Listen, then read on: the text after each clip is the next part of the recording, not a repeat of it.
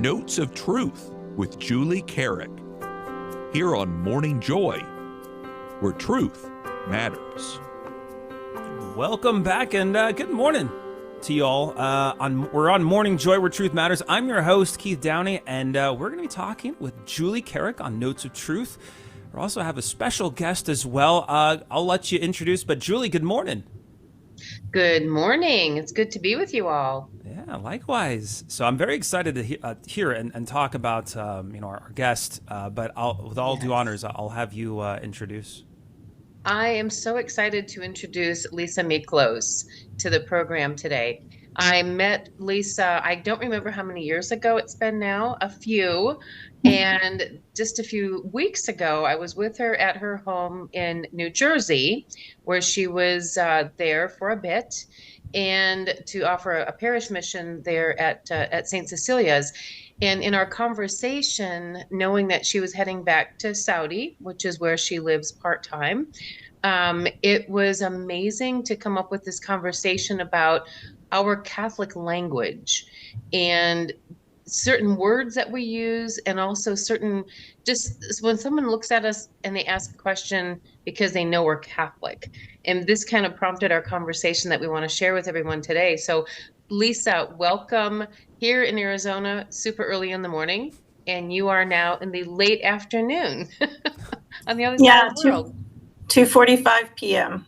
Yeah, it's amazing that we're on the same planet on different complete time zones and yet still Catholic in both places. So how's that? Yeah, loud and proud. Tell us a little bit, Lisa, about what we were chatting about when I was there in New Jersey with you. Just being Catholic, where you are, and how do you live that honestly without being in harm's way?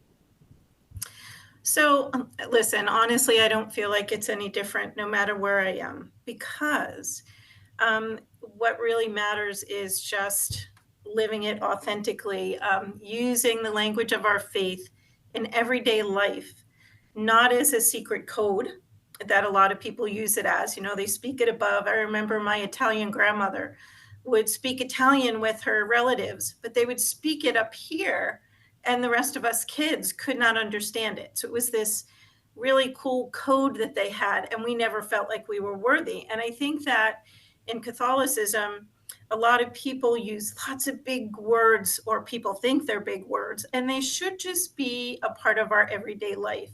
So whether I'm in New Jersey, whether I'm in New York with my extended family, or whether I am in Riyadh, Saudi Arabia, I've learned, especially here, to be okay with just speaking the words of our faith not as if they are, because they are just a part of my everyday conversational language. They're not meant to put anybody off. They just roll as if I was reciting a recipe or whatever else you would want to be doing. And so it's the same here. And I find that if it is done with just everyday language, just like we're chatting here, it's not offensive. But if I start speaking up here, which I have my hands up in the air, if I start speaking in a lofty manner, then I put people off. That makes total sense. That's beautiful. It's funny, with the travel that I do as well between different parts of the country, it's interesting how something as simple as being on an airplane. And so the funniest one that ever happened was I was on an airplane flying back from the East Coast. And as is typical for me, I pray the rosary. I've got, a couple hours, 3-4 hours on an airplane. I'll pull out the beads and I'll just quietly sit in my seat and pray. And I didn't realize how much that was noticed until this one particular flight where I began praying, and the man across the aisle from me all of a sudden looked really anxious, like really, really upset. And so I continued the rosary, and I finished it after, 20 minutes or so. I put the rosary away into this little case, and the man looked at me and he goes, "Are we okay?" And I said, "What do you mean?" And he says, "Well, I noticed you were praying. I thought something really bad was happening, like we were going to go down." And I kind of chuckled and I said, "No," I said, "regular prayer time is a language. It's not just asking when something is wrong. And he goes, I would have never thought to pray the rosary unless there was something really bad starting to happen. And so I kind of chuckled. And by the end of that flight, he had prayed a rosary. And so it was just something as simple as bringing out the rosary bead, and then he's like, well, clearly you're Catholic. And it made me realize, okay, what else can be obvious as, at being a Catholic? And so what are, so what are some of the words, I guess would be a good question. What are some of the words that we use as Catholic that we can kind of work into our everyday language that's an invitation for someone? What would you think of that? Well, honestly, when just people ask what you're doing. So on Sundays, perhaps, or, if I go to daily mass or whatever, I don't just say I'm going to church. I say I'm going to mass. Right? So there's a difference. Everybody can go to church, in a sense, but we go to mass. So if somebody that sometimes prompts people to say, well, what's the difference? I go to church, and I love the introductions to conversations like that. If I'm going to reconciliation, I say I'm going to reconciliation. On my little video podcast that I do, just my 2 cents. That's what I do. I speak just regular Catholic language to people, and my audience is not just Catholic. And so it's the normalization of those kinds of words. I talk about relationship and knowledge of our faith and how those two things are important. From there, we get to obedience within our faith. And from there, we get to use the words. And honestly, for Catholics, it's about living a sacramental life. So what are the sacraments that we have that others don't have? And then how do we live those and be able to explain them to people in plain speak so that they get it? Again, it's not about using lofty words. It's just explaining things. I'll just say that when I graduated from college, my mother and father-in-law gave me this beautiful leather case to carry my stuff. I was to be a social studies teacher, which I've never done. In any event, what wound up going in there were art supplies and crayons, the simplicity of what I was then starting to do. And that's how I feel like I am.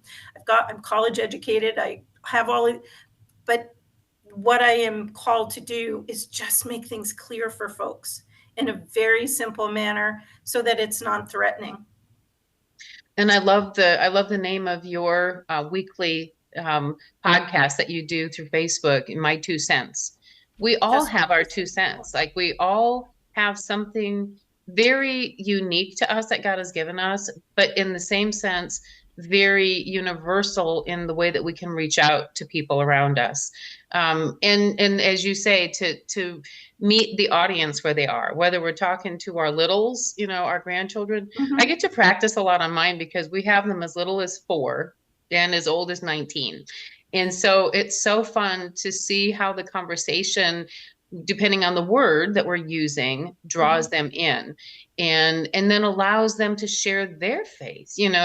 I had shared last week how my little Aaron, his superpower is because he says Jesus is my boss, and it cracks me up that this little 4-year-old understands that Jesus is someone that he's going to listen to, and then the 19-year-old will have another conversation where we get a little more into it.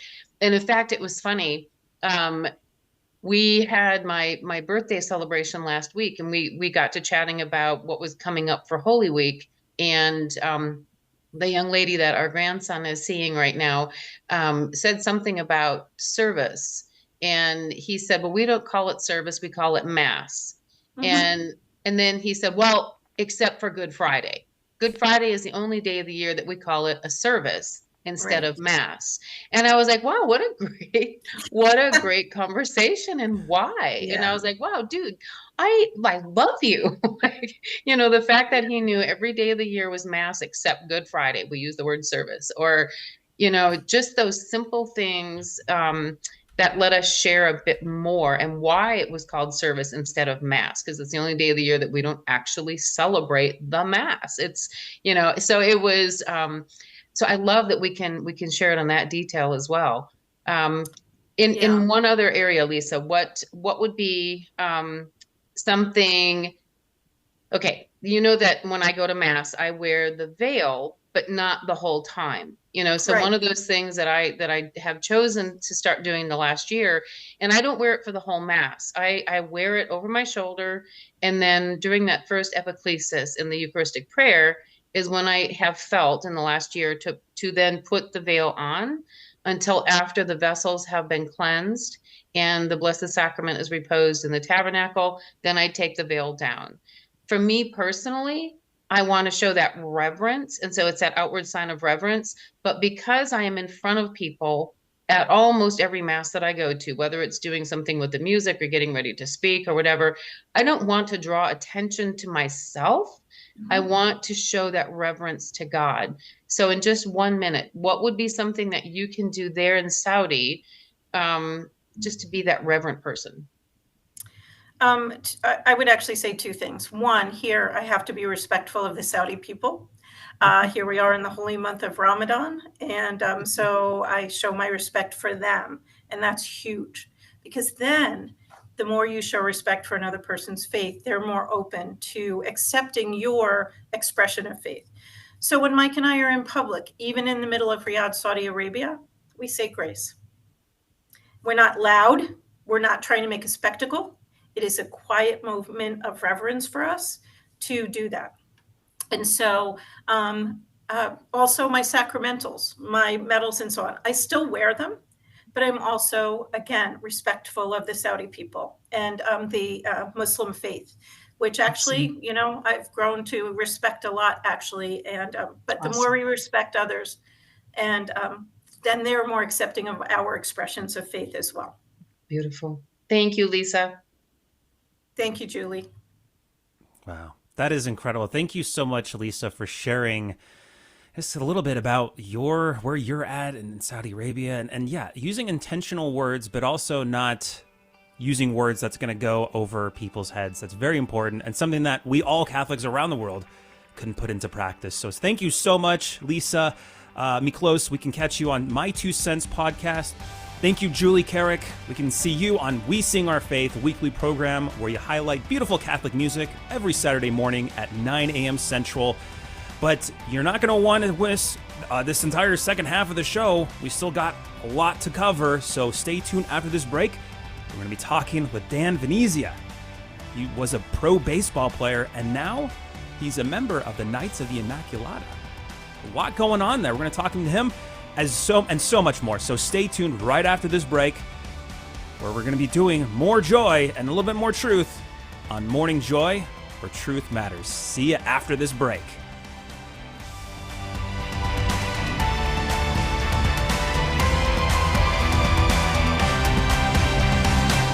This has been Morning Joy, where truth matters, hosted by Keith Downey. Take some joy with you today. Visit grnonline.com/joy to listen again, share a segment, or answer the question of the day. That's grnonline.com/joy.